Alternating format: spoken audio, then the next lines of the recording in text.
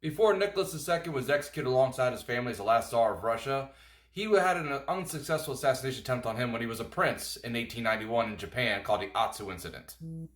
He was a prince at the time, young dude, there he was, hanging out with the elites in Japan, and meeting with Emperor Meiji, and he was just going around town, hanging out, and then out of nowhere, a policeman of all things, a police officer in Japan, attacked him.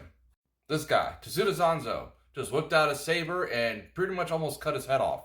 Just gave him a big gash on the side of his head, 9 centimeters long, took out part of his skull. Nicholas II would have headaches for the rest of his life. Pretty brutal scene. Now, his life was saved by his cousins with him, Prince George V, who got in between, and then Tsuda took off running and was captured by 2 other Japanese rickshaw drivers, and yeah, then he was sentenced to prison. Now, Emperor Meiji panicked. Japan was modernizing, but it wasn't a military power yet. It was still another decade or so away from becoming a military force. So they were panicking, thinking there was going to be now a war between them and Russia, and they weren't prepared for it. So Japan was just pouring all sorts of apologies and contrition. 10,000 telegrams were sent to Nicholas II apologized. People were just begging Russia, please don't hurt us. All amounts of contrition. The Tsuda Sanzo, the guy who swiped at Nicholas II, his name was banned from his hometown.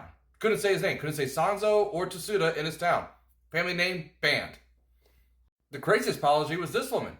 Yuko Hatakeyama was a seamstress. She actually traveled to Kyoto to apologize in front of Emperor Meiji. She actually whipped out a razor blade and her neck and, well, passed away there. And Japan praised her for it. Thank you for apologizing for that crazy policeman who swiped away at Nicholas II. Just the amount of apologies Japan was doing, sucking Russia's ass, begging for them not to go to war, which they didn't. They sentenced Sanzo Tsuda to death, not to death, but to prison for life.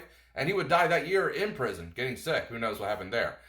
No one knows why Tsuda Sanzo decided to try to assassinate Nicholas II. Some say he was just deranged. Some say he just hated foreigners.